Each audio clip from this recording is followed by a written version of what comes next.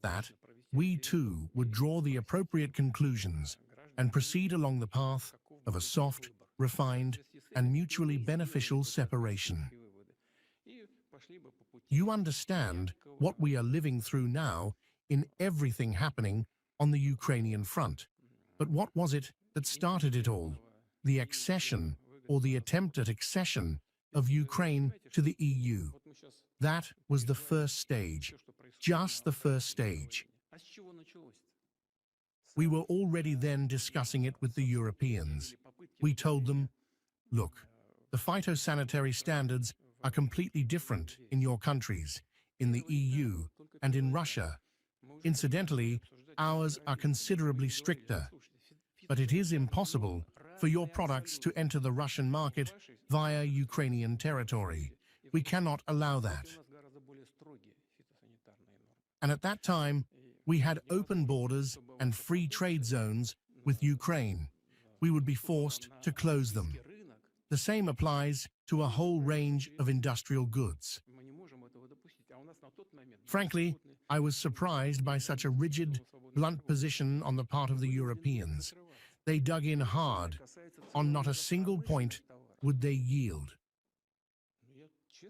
In the end, even then, President Yanukovych read more carefully, weighed things up, and said, no, perhaps I am not ready for this yet, because the economic damage to Ukraine would be too great. He did not refuse accession. He said, I need to return to this and analyze everything once more. All of that then led to the coup, to the Crimea episode, to the position of southeastern Ukraine, and to armed conflict. That is what all of that led to. This is a serious matter. So there is no need to push things to extremes. One must simply say in time, this is what we will do. There is nothing unusual about that. Everything needs to be calculated. The Armenian side needs to calculate, and we need to calculate. As I answer this now, I'm thinking, one could quite reasonably raise this matter at the next Eurasian Economic Union Summit. Right now, the boss will give the order, then me. Good evening. Andrei Kolesnikov, Kommersant newspaper. Vladimir Vladimirovich, some time ago you announced a ceasefire from May 8th. Then Zelensky announced that he was declaring a ceasefire from May 6th. You said nothing about that. Why? One more thing. The media reported that Robert Fico was supposed to deliver a message to you from Vladimir Zelensky. Did he deliver it or not? Because there has been silence on the matter. We know nothing. Could it be that the thing is that you still have to overcome something within yourself to deal with Vladimir Zelensky? No? Thank you.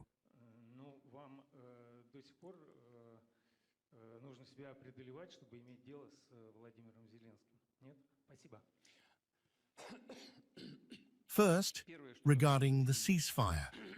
During my last phone call with the President of the United States, Mr. Trump, a conversation arose about May 9th. And incidentally, he spoke about it very fittingly, in my view. He recalled our alliance in the common struggle against Nazism. I told him that I plan to announce the 8th and 9th of May. Why May 8th? Because in the West, May 8th is the day Ukraine has now joined them in that. I believe they also now consider May 8th their victory day. But that is not the point. The point is that President Trump actively supported it, and literally the next day, we announced it. But as soon as we announced it, there was no reaction from anyone. After, I don't know, a day or two, when evidently Kiev had thought it over and clearly realized that this was being supported by the administration of the United States, they apparently saw it as beneficial to respond. But how to respond? Simply agreeing with our proposal was apparently seen as disadvantageous for them. And so they came up with a different proposal from the 6th. You know, for us, for Russia, May 9th is not a comedy show with keyboard instrument performances. For us, it is a sacred day, because every family of ours suffered. If you consider that 27 million lives were sacrificed on the altar of victory by the Soviet Union, then the RSFSR, that is today's Russian Federation, bore almost 70% of that. According to post-war documents, the RSFSR accounted for almost 70% of losses, 69-something%. Calculate. If total losses were 27 million, then Russia's losses come to how much? Almost 19 million people. Of course, for us, this is an event that touches every citizen of the Russian Federation, every one of our families. We play no games here of any kind. We proposed 2 days, no reaction followed, and then suddenly some sort of games began around it. We do not play those games.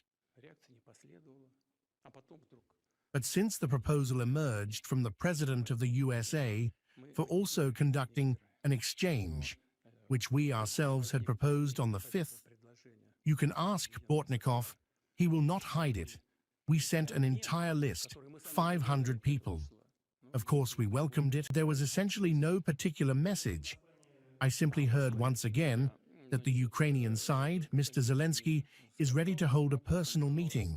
Yes, I heard that. But this is not the first time we are hearing it. Well, what can one say in this context? We have never refused. I have not refused. I am not the one proposing this meeting.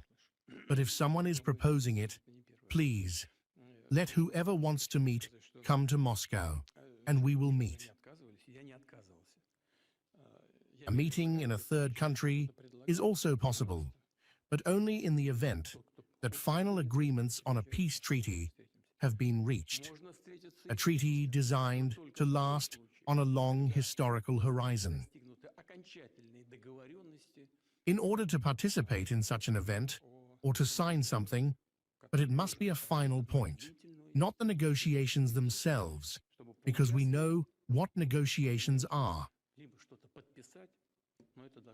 I personally went through this at length in Minsk during the drafting of the Minsk agreements. That can go on for hours, endlessly, day and night, to no end. Specialists need to do the work, get everything done, so it is clear to both sides that the agreements are fully coordinated. In that case, a meeting can happen